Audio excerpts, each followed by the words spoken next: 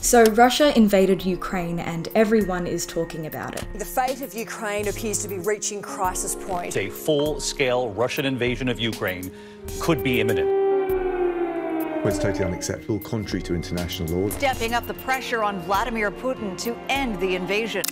I'm filming this on Sunday the 27th of February, but over the past few weeks the crisis has escalated from military exercises and peacekeeping missions on the border of Russia and Ukraine to now a full-on invasion. On Friday night, the Ukrainian President Zelensky addressed Facebook in a video, fearing a storming of the capital Kiev overnight. Сьогодні був тяжкий, але сміливий день.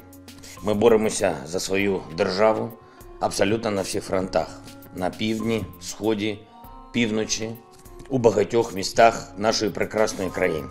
Боремося цілодобово і на дипломатичному фронті. Russian troops are encircling Kiev, the capital. The Ukrainian health minister has announced 198 deaths already, and the UN is saying 100,000 people have already fled their homes. The world is condemning Russia, with the US imposing their strictest sanctions yet, and the EU saying that these are the darkest hours of Europe since the Second World War. These are among the darkest hours for Europe since the end of World War II. By the time this video comes out, progressions will have happened. I will have links in the description down below for live coverage of the conflict, but today I want to step back a bit. I want to understand why Russia is invading Ukraine. What does Putin want? What is NATO and where do the Western countries fit into this? What is the history and the context behind what people are fearing will turn into the Third World War? Let's break it down.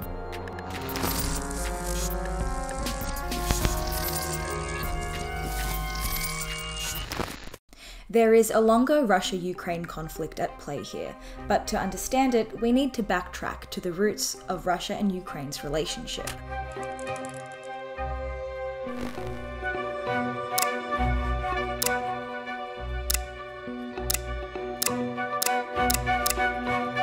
Modern-day Russia actually started in Kievan Rus, which we know on today's map as, you guessed it, Ukraine. So Ukraine is where Russia's roots are. From as early as the 9th century through the Russian Empire and then the Soviet Union, Ukraine and Russia were basically one. What this means is their history, their language, culture, economy were all intertwined for a really long time. This long history is something that Putin has been really vocal about in the past. Last year he published this 7,000-word essay talking about Ukraine and Russia's history, and in it he says we, Ukraine and Russia, are one people. He says, I am confident that true sovereignty of Ukraine is possible only in partnership with Russia. And Putin made similar comments in his speech on the 24th of February and other rhetoric surrounding this recent invasion. But he also declared that Russia could not feel safe, develop, or exist because of what he claimed was a constant threat from Ukraine. So Putin's nostalgia for the day Ukraine and Russia were one isn't the only reason he has his eyes on Ukraine. Diplomatically, there is more at play. Recent events come after 8 years of conflict in the region already. What America is officially calling a Russian invasion of Ukraine. Russian troops spreading out throughout the strategic Crimean Peninsula. Russian President Vladimir Putin made his first visit since Russia annexed Crimea from Ukraine. 2014 will enter into the chronicles, into the chronicle of all our country, as the year when all the people who live here have firmly decided to be together with Russia.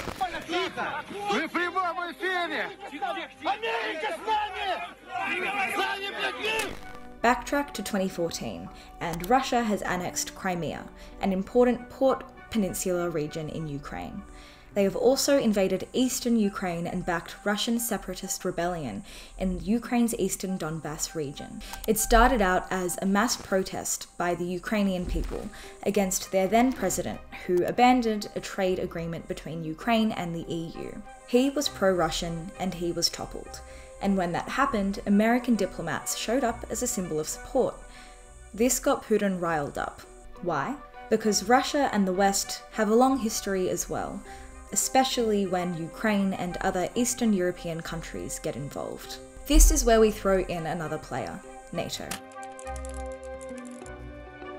NATO is the North Atlantic Treaty Organization, which is a military alliance between Western powers like America, Canada, and Europe. It propped up around the end of World War II, and its sole purpose was to stop the expansion of the Soviet Union. The thing about NATO is, if one member country is invaded, then all of the others mobilize a defense together. Just over 40 years later, we saw the fall of communism, the 1991 collapse of the Berlin Wall, and the Soviet Union. This is when Ukraine voted unanimously to be independent from Moscow. We have to remember that during the Cold War, the Soviet Union was the dominant power in the Black Sea. But since its collapse, Russia has lost territory, and these former Soviet states are moving closer and closer to the West. NATO has expanded now to 30 countries, and Ukraine has wanted to join too. And their president has made moves to do so, but Putin has not been too happy about this for a while. What has been happening, particularly with reference to Ukraine, is dramatic deterioration of relations between Russia and the West. And by the West, I mostly mean the United States and NATO. The disagreements have been piling up since the early rounds of NATO expansion, and those disagreements intensified dramatically after 2007 and 2008. In 2008, Putin attended his final NATO meeting, and there he said if Ukraine and Georgia joined NATO, it would be a threat to Russia's security. The red line was the so-called post-Soviet republics, and the first strong signal was Russia-Georgia war of 2008, which took place right after the Bucharest summit. US President George Bush announced that Georgia will join NATO. And recently, Ukraine also started undertaking more serious steps towards NATO membership.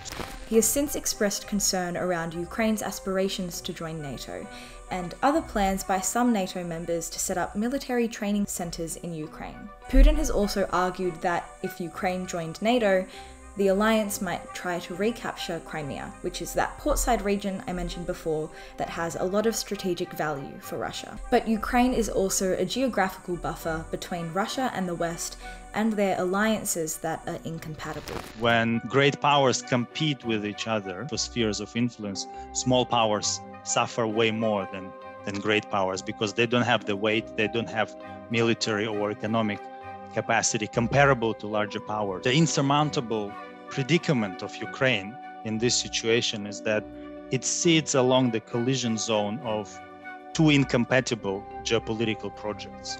So on the one hand, we have European Union and eastward expansion of NATO. On the other hand, we have increasingly resurgent Russia with growing military capabilities and with its own geopolitical project, which is called Eurasian Economic Union. So European Union and NATO on one hand, and Eurasian Economic Union on the other hand are incompatible. So you cannot be a member of both. So you have to take sides, so to speak. So this is what happens to smaller states. Again, when great power rivalry intensifies, is that they can no hedge their bets anymore. Last December, Putin put some demands to the US. The first was for NATO to stop expanding, then for NATO to remove their presence in Eastern Europe, and finally for America to promise not to use nuclear weapons to protect its allies in Eastern Europe. The West could not deliver on these demands, viewing them as ultimatums and slamming them as non-starters. Putin then kind of insinuated that if the demands weren't met, he would invade Ukraine, and spoiler alert, he did. The question of why Putin wants Ukraine wields different answers from different perspectives. And because we're talking about a war, it is difficult to understand where the correct information is coming from. I believe there are three possible explanations. One is still implies that the key objective for Putin is simply to ensure that Ukraine will never, ever, ever join NATO by showing to the West that Russia will not stop at anything and safeguarding what it sees to be its key security interest. The second scenario is Putin is hell-bent on restoration of the Russian Empire, which in plain English means annexation of Ukraine in full, full incorporation and denial of sovereignty to Ukraine. The middle scenario is maybe, just maybe, Putin wants to achieve regime change. Moscow-friendly regime will be installed in Kiev, so Russia will not occupy Ukraine. It will probably keep the territories in Donbass under its direct control, but not the rest of the country. NATO has made clear they won't be sending any combat troops to the ground in Ukraine. Instead, they're sending over advisors, weapons, and field hospitals, and they have also deployed several thousands of troops in the Baltic states and Poland. This is the first time that has happened since activating part of its larger rapid reaction force. So we arrive back to the present, and where to from here? Well, I'll leave that to the experts to explain. What is going to happen in the end, I don't know. Of course, a major variable would be how the West reacts to Putin's work in progress, and how well Washington and its allies can deter Putin. The sanctions that have just been announced, they just don't go far enough. So something else must be brought into the equation, and if the West wants to stop Putin in his tracks and prevent the realization of this total occupation of Ukraine, or indeed the installation of a puppet regime in Kiev. None of us really has a crystal ball, and it's really hard to say. It's again a complex situation, so many variables and imponderables. I would err on the side of caution, and as a cautious academic will not predict the future. Yeah. Thank you for watching this episode of The Breakdown. I brought out the desk and the laptop for this one because there was a lot of information to get through.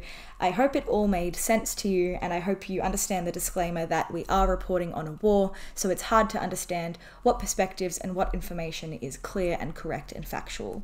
If you want to read up more on the crisis, or if you want to follow live updates, you can check out the resources I've linked down below in the description, and I'll see you in the next video. Bye!